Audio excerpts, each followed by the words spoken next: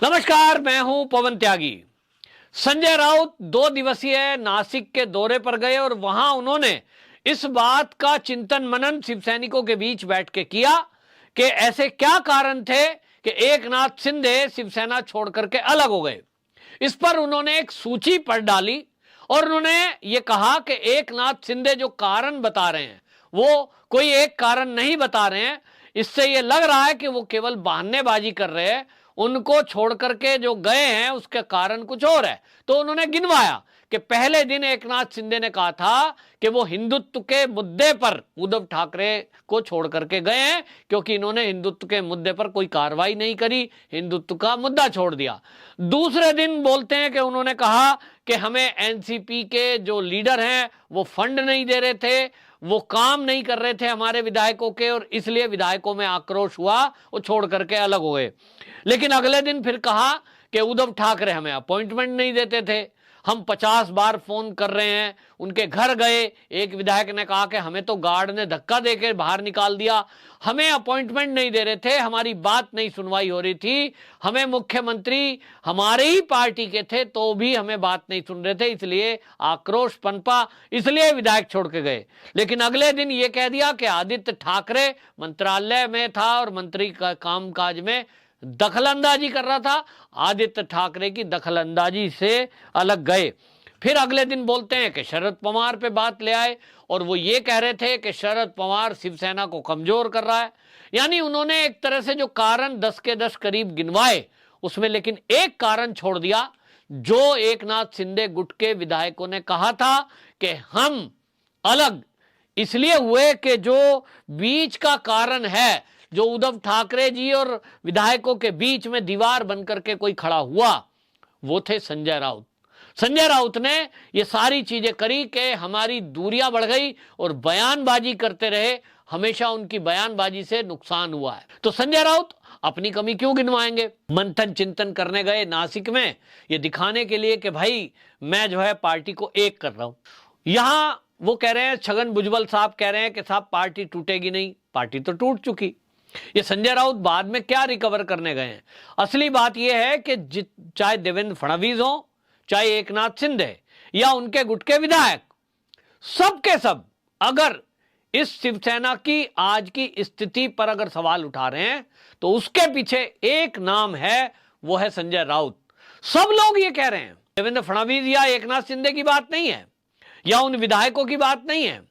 ये दिल्ली में बैठे हुए जो पत्रकारिता करते हैं, जो महाराष्ट्र को कवर करते हैं, महाराष्ट्र के पत्रकार, उनका भी यही कहना है कि संजय राउत के चलते आज के 2.5 साल पहले अगर 15 साल पुरानी दोस्ती भारतीय जनता पार्टी और शिवसेना की टूटी थी तो उसके लिए यदि कोई व्यक्ति है जिम्मेदार, वो संजय राउत है। उस समय अपनी महत्वाकांक्षा पूरी करने के लिए या यूं कहें किसी षड्यंत्र के तहत, अब इसकी तो जांच शिवसेना को करनी चाहिए, उद्धव ठाकरे को करनी चाहिए कि उनकी पार्टी के नुकसान में क्या कोई संजय राउत का रोल है। लेकिन इतना जरूर है कि उस समय उद्धव ठाकरे जी शायद समझौता कर भी लेते, भारतीय जनता पार्टी के सामने उस तरह की भाषा कभी उद्धव ठाकरे जी ने बोली ही नहीं है, वो शायद मान लेते, लेकिन नहीं मानने दिया गया। तो एक आदमी था जो अड़ा रहा, संजय राउत। हमेशा देखिए टीवी में रोज प्रेस कॉन्फ्रेंस करना, रोज बयानबाजी करना, उन बयानबाजी से तलखी बढ़ती गई, उन टिप्पणियों से दूरियां बढ़ती गई और नतीजा यह हुआ कि 15 साल भारतीय जनता पार्टी का शिवसेना का जो गठबंधन था वो टूट गया। अब उसके बाद आप जिनके साथ मिले, छोड़ दो, आप भूल जाओ 10 कारण एकनाथ शिंदे ने क्या गिना है, उसको एक तरफ रख देते हैं। लेकिन संजय राउत जी क्या ये बताएंगे महाराष्ट्र के लोगों को, शिव सैनिकों को, कि आप ये बताइए कि आप एकनाथ शिंदे की बात मजाक बना रहे हो, आप ये कह रहे हो कि साहब वो जो आरोप लगाए सब झूठे हैं, तो आप क्या इस बात का जवाब देंगे कि जब आपने 2.5 साल पहले एनसीपी और कांग्रेस के साथ मिलकर के सरकार बनाने का निर्णय किया, क्या उस समय आपके दिमाग में बाला साहब ठाकरे जी की विचारधारा नहीं आई? जिन बाला साहब ठाकरे जी ने यह कहा था कि मैं कभी भी कांग्रेस से समझौता नहीं करूंगा, इसका कांग्रेसीकरण होगा तो मैं शिवसेना को समाप्त कर दूंगा, ये बात समझ में नहीं आई? क्या आपको यह नहीं लगा कि सोनिया गांधी के बारे में उन्होंने क्या कहा था, वो विचार आप भूल गए? तो फिर हिंदुत्व का मुद्दा क्या ये मुद्दा नहीं है? मान लो एकनाथ शिंदे ने कहा था और वो कारण गिनवा रहे थे और कारण कोई और है, लेकिन महाराष्ट्र की पूरी जनता और देश की जनता भी ये कह रही है कि उद्धव सरकार ने हिंदुत्व को छोड़ दिया। पाल घर के साधुओं की हत्या पे जैसा व्यवहार आपकी सरकार ने किया, उस पर सवाल खाली एकनाथ शिंदे नहीं उठा रहे हैं, पूरा देश उठा रहा था, पूरा संत समाज उठा रहा था। तो आप कैसे कह रहे हैं कि एकनाथ शिंदे बयान नहीं कर रहे हैं? ये तो मुद्दा आपने छोड़ ही दिया। अगर एकनाथ शिंदे को एक तरफ रख दें, हनुमान चालीसा पर राष्ट्रद्रोह का केस किसने दर्ज किया?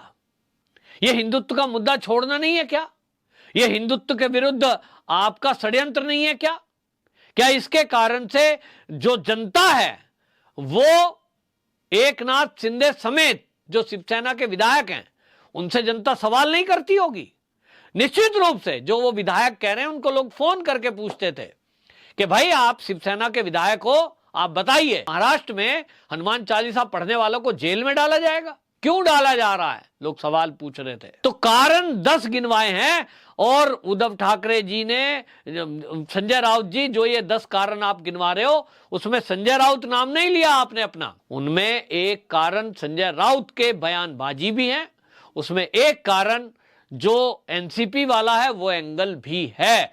तो लोगों ने ये सवाल जो उठाए हैं, महाराष्ट्र के जो विधायक टूट करके एकनाथ शिंदे के साथ गए हैं शिवसेना के, उसके पीछे जो कारण गिनाए सारे कारण हैं। 10 के 10 कारण जो आपने गिनाए वो 10 के 10 कारण हैं। कोई एक कारण होता तो शायद एकनाथ शिंदे बैठ करके उद्धव ठाकरे जी से बात कर लेते, लेकिन बात ही नहीं करोगे, मुद्दों पर ध्यान नहीं दोगे और आप शिवसेना की जो मूल विचारधारा है उसके विरुद्ध काम करोगे, घपले और घोटाले करने वालों के साथ खड़े होंगे, दाऊद इब्राहिम के जो संबंध रखने वाले उनके गुर्गे हैं उनसे आप सौदेबाजी करोगे, उनको मदद पहुंचाओगे, ड्रग के कारोबारियों के साथ खड़े होंगे, उनकी मदद करोगे। तो ये तो एक ज्वलंत मुद्दे हैं और ये खाली एकनाथ शिंदे गुट नहीं पूछ रहा, पूरा देश पूछ रहा है कि शिवसेना ने सत्ता के लिए आखिरकार ये समझौते क्यों किए, ये ऐसी बातें क्यों की। तो आप जो एकनाथ शिंदे को ये कहकर दरकिनार करने की आज भी कोशिश कर रहे हो कि उनके द्वारा लगाए गए आरोप सब बहाना है, असली बात ये नहीं है, तो आप क्या कहना चाहते हो? क्या एकनाथ शिंदे मुख्यमंत्री पद के लिए आगे आए थे? अगर ऐसा कुछ होता तो भारतीय जनता पार्टी क्या गारंटी दे देती कि उनके पास संख्या ज्यादा है? कौन पार्टी ऐसा सौदा करती है भाई कि मुख्यमंत्री आपको बना देंगे? तो ये बहाने नहीं है। और अब आप देखेंगे अभी 11 तारीख के बाद जिस तरह से सुप्रीम कोर्ट का फैसला आएगा और उसके बाद आप देखेंगे एकनाथ शिंदे ने सरकार बनते ही जैसे आर्य कॉलोनी का प्रोजेक्ट उसको चालू किया है और फिर से उस योजना को लागू किया, इससे बता दिया कि सरकार अब बहुत तेजी से काम करने वाली है। और वो जितने भी मुद्दे हैं जिन पर अभी तक उद्धव ठाकरे सरकार ने 2.5 साल में बिल्कुल ध्यान नहीं दिया, चाहे वो हिंदुत्व है, चाहे वो महाराष्ट्र का विकास है, फिर चाहे वो भ्रष्टाचार पर नकेल कसना है, फिर चाहे वहां दाऊद के गुर्गों पर नकेल कसना है, चाहे वो नशाखोरों पर नकेल कसना है, आप देखेंगे अगले आने वाले दिनों में ये एकनाथ शिंदे सरकार इन पर प्रहार करने जा रही है। और ये जो ईडी की कार्रवाई चल रही है या इनकम टैक्स की, ये भी अब तेज होती नजर आएगी, अपराधियों पर नकेल कसी जाएगी। और अब आप देखेंगे कि बुलडोजर भी चलता हुआ आपको नजर आएगा, लेकिन वो बीएमसी चुनाव होने के बाद, क्योंकि फिलहाल जो बीएमसी है वो शिवसेना के उद्धव ठाकरे के गुट पे के पास है। हालांकि अब निगम पार्षद कुछ अंदर से निकल करके आ रहे हैं, जिस तरह से हमने पिछले दिनों देखा कि ठाणे के 66 निगम पार्षद एकनाथ शिंदे के साथ आकर खड़े हो गए। अभी कुछ दिनों में आप देखेंगे जो बीएमसी है इसके निगम पार्षद भी उद्धव ठाकरे गुट को छोड़कर एकनाथ शिंदे के साथ खड़े होते नजर आएंगे, क्योंकि उनको लग गया है कि 2-3 महीने बाद जो चुनाव होना है उसमें वो किस बिना पर लोगों से वोट मांगेंगे, क्योंकि जनता पूछेगी आपने किया क्या है। तो कुछ करके दिखाना होगा और उनके पास मात्र 3-4 महीने बचे हैं। और एकनाथ शिंदे जैसा नेता यदि उनको पीछे से सपोर्ट करता है तो वो खुलकर काम कर पाएंगे। ऐसा पार्षदों का मानना है। और इसीलिए जो खबरें आ रही हैं वो ये कि बीएमसी के बहुत सारे पार्षद एकनाथ शिंदे के साथ खड़े हो सकते हैं।